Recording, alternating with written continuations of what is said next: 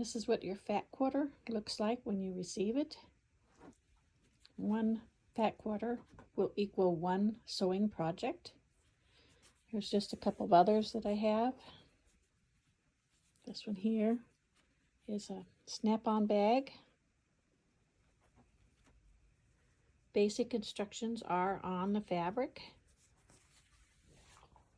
This one here is little cuddly baby animals. This is a little zipper pouch, includes the lining. This one here is a little walking bag will include your straps, and it has different pockets. There's an extra pocket and an extra pocket. And here's another one these are all new ones that are up on my site. This one has horses for the lady or girl who loves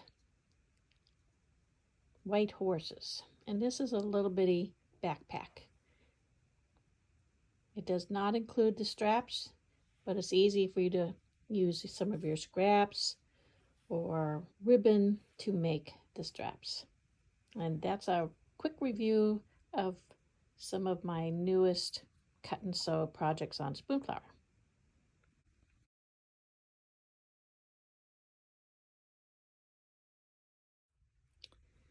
Okay, I've already cut out all the pieces, and I've already did some of the first steps that it says. Here's the little instructions. I cut out everything on the lines. I hemmed the top of the main bodies, so this was just turned over. You can do it another time if you want.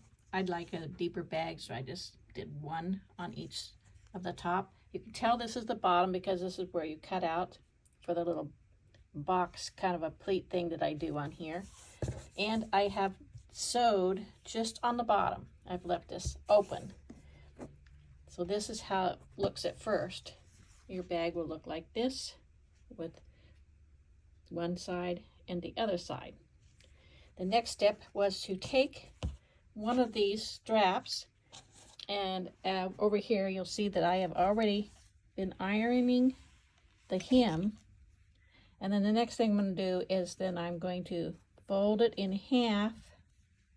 I'll fold it in half like this. And then I'm going to iron that, and then I'll stitch this.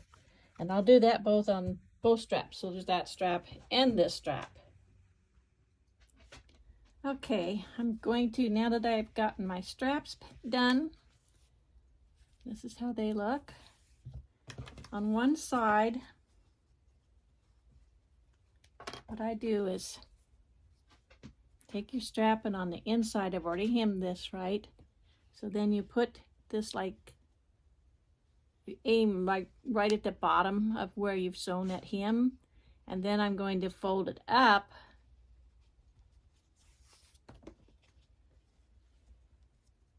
so that it looks like this. And then I'm going to stitch a little square right where that is. And then I will do the same on this other side. And I'll show you what that looks like. Okay, I have these on. You can see kind of how this looks like right now. You can see both sides there. This is just putting on the straps, of course. And I, of course, did it on the inside. Now I made a mistake on this one. We'll see what happens. But here you can see how close I did it to the edge. And this one here, I left enough for the seam. So that means we're probably going to have a little crinkle or something on that side. But I thought I'd go ahead and leave that and show you what happens. I've done the same over here. I've left a little bit on that side and left a little bit on that side. Make sure when you're putting on your straps so that you lay it out like this, and then make sure that it's turned right. You can see how this curve goes this way and it's not twisted. So you want to make sure that your both sides, when you put those on, that it's not twisted. It's a matter of just laying it out and really checking it before you sew. I also went ahead and pressed open the bottom seam. So now we have both of these done. Now we're going to hem just down this side. to the square. You'll see the square is right here. That's going to remain open for right now.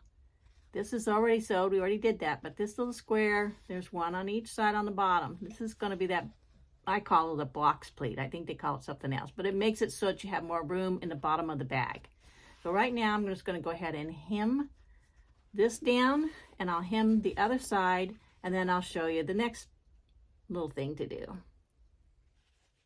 Okay, next step. So we've got this now. This is the last side seams. All we have is this hole where the little squares are. You can put your finger in there. And this is just real simple. You take that and then you open it up this way.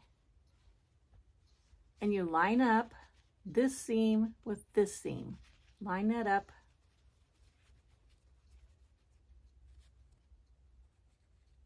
I'm going to open up my seams there.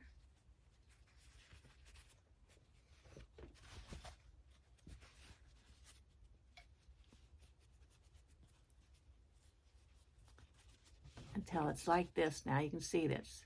You can see there's their little hole. And we're going to sew right across about a 1/8 of an inch or whatever. And sometimes you'll see a little bit of discrepancy up on this top. You know, I've got a little extra fabric there. Just sew below it, on the bottom one. Sew straight across, just straight across on that side. And I'll do both sides, and that will make a little box pleat, and I'll show you what that looks like. Okay, now here's how it looks after it's sewn.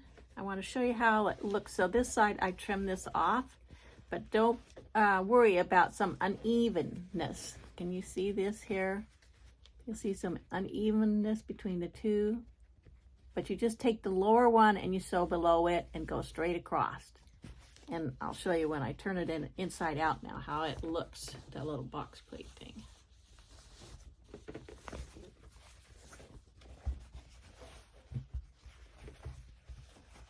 This is my little winter design. Now you'll of course want to iron this. You have all your little things here, and let's look at that one that we didn't leave any room on. And this side you can see it looks just fine. Let's see how it looks on this side. It actually didn't turn out too bad. You can see a little tightness there because I didn't leave that extra little gap. But not bad. It turned out pretty good. Once I iron this, it will hold its shape and even kind of sit up. So you can put lots of stuff in there. And they're really fast and easy to make. You could even take this strap, and instead of folding it in on itself, you could use some contrasting fabric if you want a wider strap. And if you wanted to do just one strap on both ends, you could do that. I kind of like the 2 straps.